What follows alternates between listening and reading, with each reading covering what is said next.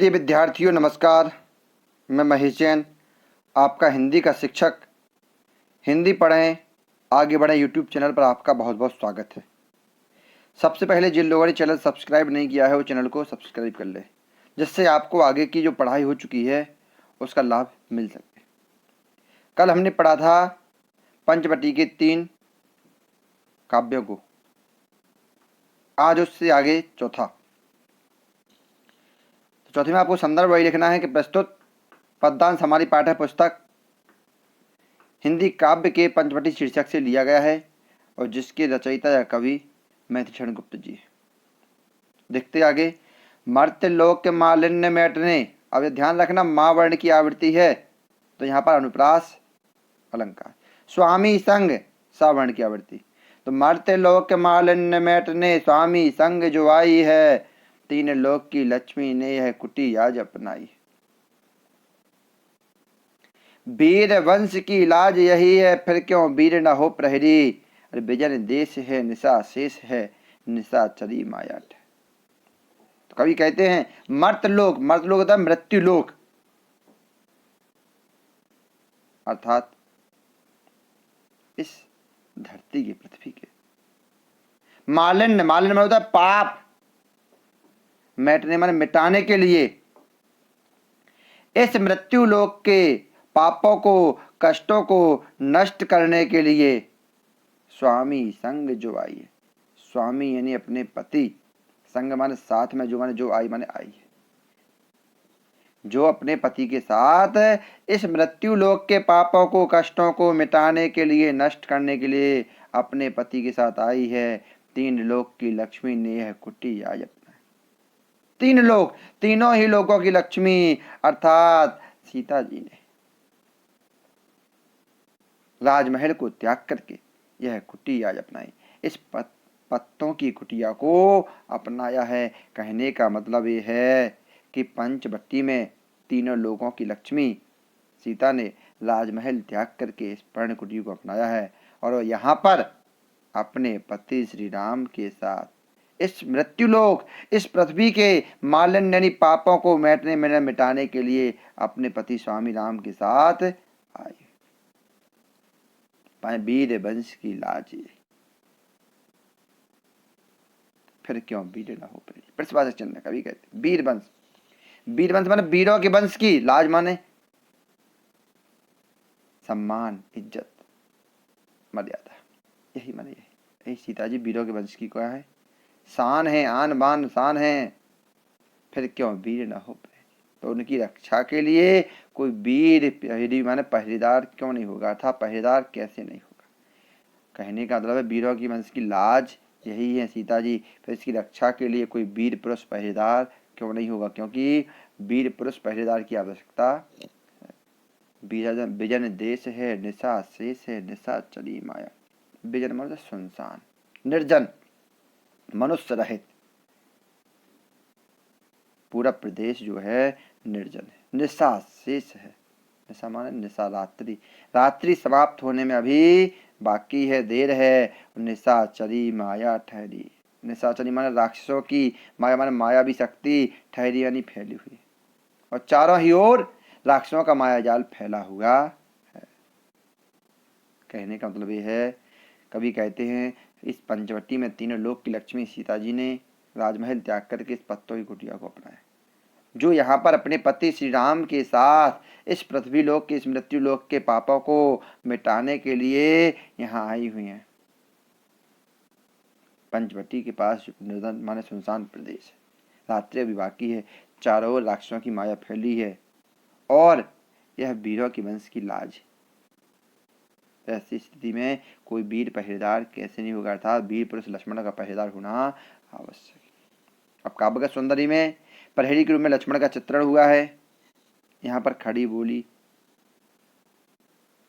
अलंकार में अनुप्रास अलंकार, रस शांत है, गुण माधुरी है और छंद में मात्रिक छंद है। आगे देखते हैं।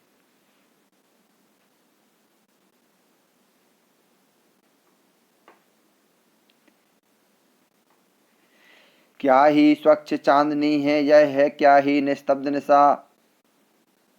है स्वच्छंद सुमंद गंध भय निरानंद है कौन दिशा। बंद नहीं अब भी चलते हैं नियत नटी के कार्यकलाप, पर कितने एकांत भाव से कितने शांत और चुपचाप। कवि मैथिली शरण गुप्त ने इस छंद में चांदनी रात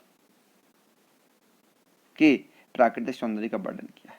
संदर्भ आप लिख लेंगे वही। अब कवि कहते हैं क्या ही स्वच्छ चांदनी,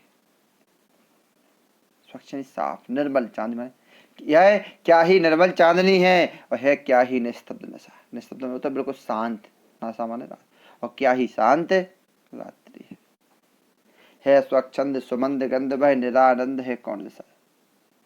हमारा है स्वच्छंद माने स्वतंत्रता पूर्वक, मुक्त रूप से, खुले रूप से, सुमंद माने धीमे धीमे, गंध माने सुगंधित, बह माने बह रही यानी चल रही है, सुगंधित वायु स्वतंत्र रूप से बड़े धीमे धीमे रूप से, धीमी धीमी गति से बह रही है। निरानंद है कौन दिशा। निर्धन आनंद, निरुपसर्ग है, निर्माण होता है रहित, आनंद माने आनंद।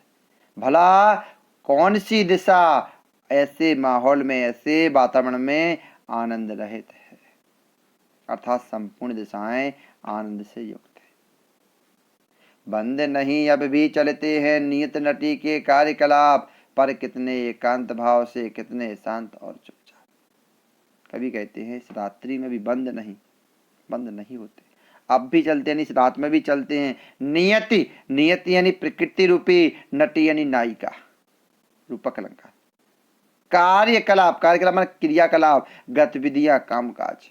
कभी कहते हैं इस रात्रि में भी उस प्रकृति रूपी नायिका के कामकाज बंद नहीं होते हैं, रात में भी चल रहे हैं, पर कितने एकांत भाव से कितने शांत और चुप। लेकिन ये सभी कार्य कितने एकांत माने एकांत भाव से, शांत माने शांतिपूर्वक, और चुपचाप माने चुपचाप। लेकिन ये सभी कार्य पूर्ण रूप से एकांत भाव से शांति के साथ चुपचाप चल रहे हैं। काव्य सौंदर्य में चांदनी रात्रि प्रकृति के क्रियाकलापों का वर्णन हुआ है। साहित्यिक खड़ी बोली भाषा, साहित्यिक भाषा खड़ी बोली। अलंकार में अनुप्रास, रूपक अलंकार।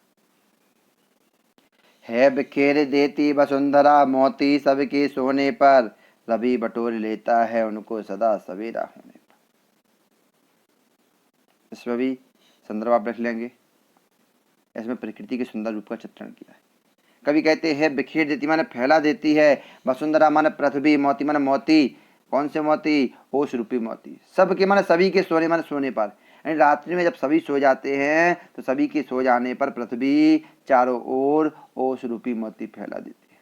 रवि बटोर लेता है उनको सदा सवेरा होने पर, सवेरा यानी प्रातःकाल, और सुबह होते ही हमेशा, सदा यानी हमेशा, सुबह होते ही इन सबको रवि यानी सूर्य बटोर लेता माने इकट्ठा कर लेता, रख लेता है।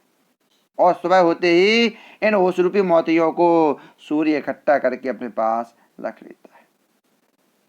और फिर विराम दायनी अपनी संध्या को दे जाता है, शून्य श्याम तनु जिससे उसका नया रूप झलकाता है। और फिर विराम दायनी, विश्राम देने वाली, आराम देने वाली संध्या माने संध्या को दे जाता, माने दे जाता है, भेंट कर जाता है। और इसके बाद उन्हें आराम देने वाली संध्या को भेंट कर जाता है। और इन ओष रूपी मोतियों से शून्य श्याम तनु, शून्य यानी शांत, श्याम सांवला का नीला, तनु मन शरीर, नया मन नए रूप में झलकता मन झलकने लगता है, चमकने लगता है। और फिर इन ओष रूपी मोतियों से इस संध्या का शांत तथा सांवला श्यामला रूप चमकने लगता है। अर्थात भाव यह है कि सूर्योदय से जो ओष की बूंदें समाप्त हो जाती हैं वो पुनः सायंकाल में आकर सुंदरता को बढ़ा देते हैं। काव्य का सौंदर्य में प्रकृति का सुंदर चित्रण हुआ है। रस श्रृंगार, गुण माधुर्य, भाषा खड़ी बोली, अलंकार अनुप्रास, रूपक और अतिशयोक्ति अलंकार। यदि वीडियो पसंद आए तो लाइक करें। जय हिंद, जय भारत।